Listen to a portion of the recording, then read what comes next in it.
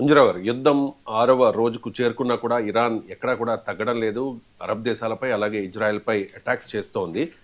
ఇదే సమయంలో ఇరాన్కు మిత్ర దేశాలైన రష్యా అండ్ చైనా, ఈ రెండు దేశాలు కూడా ఇండైరెక్ట్గా ఇరాన్కు మద్దతు ఇస్తున్నాయనే వార్తలు వస్తూ ఉన్నాయి.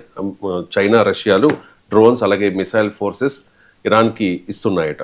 So Trump, Putin and Jinping వీళ్ళిద్దరు ట్రాప్లో పడిపోయినట్ట. ఇది యుఎస్ పతనానికి దారితీసే అవకాశం ఉందంటారా? ఇప్పుడు ప్రస్తుతం 6 రోజులుగా జరుగుతున్న అమెరికా, ఇరాన్, ఇజ్రాయెల్ యుద్ధాన్ని గమనిస్తే ప్రతి వాళ్ళకి ఒక షాకింగ్, ఒక స్టార్ట్లింగ్ ఇష్యూ ఏంటంటే ఇరాన్ ఎలా ప్రతిస్పందించగలుగుతుంది.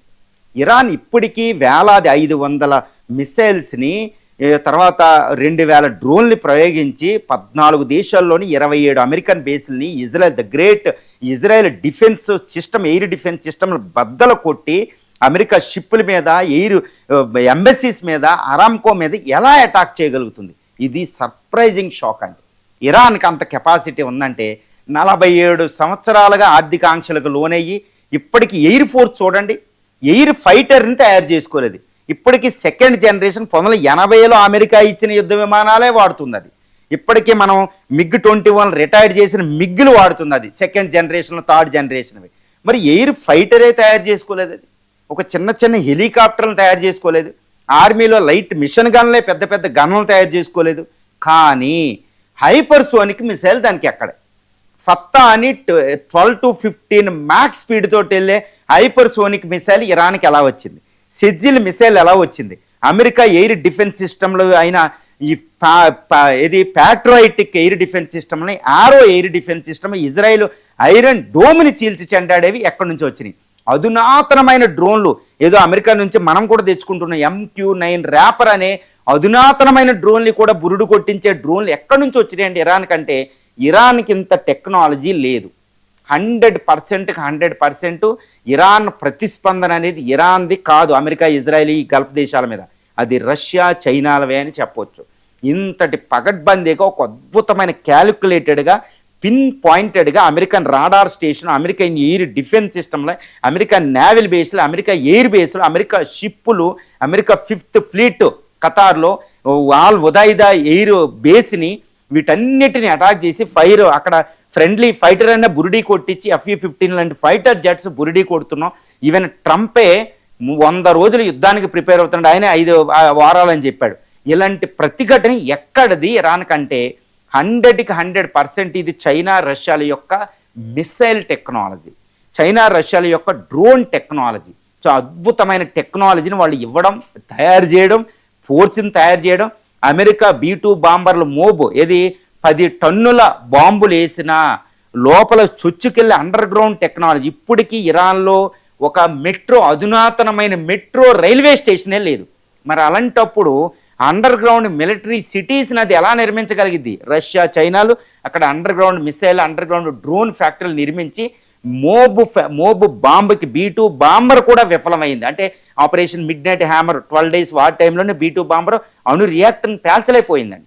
అమెరికా అధునాతనమైన మిలిటరీ టెక్నాలజీ, మిలిటరీ శాటిలైట్స్ ఎవరు తప్పించుకోలేరు. ఆ శాటిలైట్లని ట్రాక్ చేసే టెక్నాలజీ చైనా రష్యాల దగ్గర ఉంది. ఆ శాటిలైట్లనే ట్రాక్ చేసి చూడండి, ఈ ఇండియా పోఖ్రాన్ 2 1998లో అబ్దుల్ కలాం, P. చిదంబరం ఈ సారథ్యంలో, అంటే చిదంబరం న్యూక్లియర్ సైంటిస్ట్, వీళ్ళ సారథ్యంలో అమెరికన్ శాటిలైట్ వచ్చేటప్పటికి అక్కడ కప్పేయడం, అమెరికన్ శాటిలైట్ వెళ్ళేటప్పటికి మళ్ళీ మన ఇస్రో శాటిలైట్ ద్వారా, మిలిటరీ శాటిలైట్ ద్వారా ఇలా మనం దాన్ని బురిడీ కొట్టించాం. అమెరికా శాటిలైట్లు బురిడీ కొట్టిస్తూ, చైనా బైడు రష్యా యొక్క గ్లోనాస్ను ఉపయోగిస్తూ, రష్యా చైనాల యొక్క మిలిటరీ టెక్నాలజీ, వాటి guided system, hypersonic glide vehicle అంటే రామ్ జెట్ కాదండి, స్క్రామ్ జెట్ ఇంజిన్ ఉపయోగించాలి.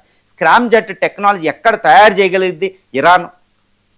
It doesn't have that capacity అనమాట. అవన్నీ తయారు చేసి అన్ని టెక్నాలజీలు ఇచ్చారు. కాబట్టి నేను ఎప్పుడు చెప్తా, ఇరాన్ వెనకాల ఒక శిఖండి వెనకాల అర్జునుడు బాణాలు భీష్ముడి మీదకు వచ్చినట్టు ఇక్కడ ఇరాన్ వెనకాల కూర్చుని తెరచాటుగా వెయిల్డ్ అటాక్స్, ఈ చైనా రష్యా యొక్క ballistic missiles, sub cruise missiles, అధునాతనమైన డ్రోన్లు, హైపర్సోనిక్ టెక్నాలజీ అటాక్ చేస్తుంది అమెరికాని. అందుకే చెప్తాను, నేను ఎప్పుడు ఏం చెప్తాను, ఇరాన్ మీదకి అమెరికా యుద్ధానికి వెళ్తే అది ఒక ట్రాప్. అది ట్రంప్కి అర్థం కాలేదు, ట్రాప్లో పడిపోయాడు. ఇప్పుడు ఇరాన్ రెస్పాన్స్ని ఆపే కెపాసిటీ ఈ అమెరికా ఇజ్రాయెల్కి ఏ మాత్రము లేదు. ఎందుకంటే ఆఫ్టర్ హర్మూజ్ స్ట్రైట్నే ఓపెన్ చేయలేకపోతుంది United States of America. United States of America air defence సిస్టమ్లు ఫెయిల్ అయిపోతున్నాయి. ఇక్కడ ఒక్కటి గుర్తుపెట్టుకోవాలి, అత్యంత ఆందోళనకరమైన విషయం. ఈవెన్ ఇండియా కూడా ఏంటంటే చైనా యొక్క ఆయుధాల టెస్టింగ్ జరుగుతుంది. చైనా ఆయుధాలు అమెరికా ఆయుధాలను తుత్తునియలు చేస్తున్నాయి. ఇండియా కూడా ఇది విషయాన్ని గమనించాలి. చైనా ఆయుధాలు ఎలా పనిచేయ, నేను ఎప్పుడు చెప్తుంటా, చైనా ఆయుధాలు తుస్సు అంటే మనం ఎక్కువగా ఆందోళన చెందుతాం. అఫ్ కోర్స్ చైనా ఆయుధాలు కొన్ని విఫలం అవ్వచ్చు, కానీ చాలా ఆయుధాలు అధునాతనమైన బాంబర్స్ తయారు చేసుకుంది. అమెరికా టెక్నాలజీని దొంగిలించగలిగింది, రష్యా టెక్నాలజీని దొంగిలించి రివర్స్ ఇంజనీరింగ్ ఆయన ముందైతే తయారు చేసుకుంది 5th జనరేషన్ ఫైటర్స్. అవి ఈరోజు బ్యాటిల్ ఫీల్డ్. ఇప్పుడు వరకు ఇండియా ఒకటి అనుకునేది అనమాట, చైనా ఆయుధాలు ఎప్పుడూ కూడా యుద్ధ తంత్రంలో నిమగ్నం అవ్వలేదు కాబట్టి చైనా ఆయుధాలు నమ్మలేమని. ఈరోజు చైనా ఆయుధాలను యుద్ధంలో పరీక్షిస్తుంది, అది కూడా అమెరికా ఆయుధాల మీద పరీక్షిస్తుంది. 3వ ప్రపంచ యుద్ధం అవ్వకుండా చూడండి, చైనా రష్యాలు ఇరాన్ వెనకాల కూర్చుని అద్భుతమైన శక్తుల్ని ఇరాన్కి ఇవ్వడం వల్లే ఇరాన్ ఇంత కాన్ఫిడెంట్గా ప్రతిస్పందిస్తుంది. ఒక కమాండ్ కంట్రోల్ సిస్టమ్ను కూడా వాళ్ళు ఎస్టాబ్లిష్ చేసి ఉండొచ్చు. B-2 బాంబర్లు అన్నీ విఫలమవుతుంది. ఈ యుద్ధం ఇంకా ముందుకెళ్తే B-2 బాంబర్ను కూడా పేల్చేసే ఈ YJ-20 DF-17 లాంటి మిసైల్స్ అక్కడ పెట్టారు వాళ్ళు. షిప్పుల్ని, ఎయిర్ క్రాఫ్ట్ క్యారియర్లను కూడా పేలుస్తారు. ఇప్పుడు రష్యా దగ్గర కింజాల్ మిసైల్ ఇచ్చినట్టు తెలుస్తుంది. తర్వాత S-400 ఒప్పందం చూసింది. S-400 అక్కడికి వచ్చి దిగితే, ఇరాన్లోకి S-400 దిగితే పరిస్థితి ఒక్కసారి ఊహించండి. మనకు తెలుసు S-400 ఎంతటి సేవ చేసిందో భారతదేశానికి.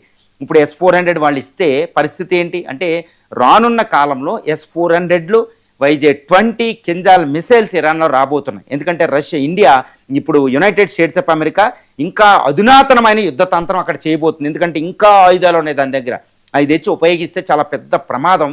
ఇప్పుడు అంటే ఇరాన్ వెనకాల రష్యా చైనాలు యుద్ధం చేస్తున్నాయి, మౌనంగా లేవు. ఇప్పుడు చూడండి, ఉక్రెయిన్ యుద్ధం చేస్తుందా రష్యాతో?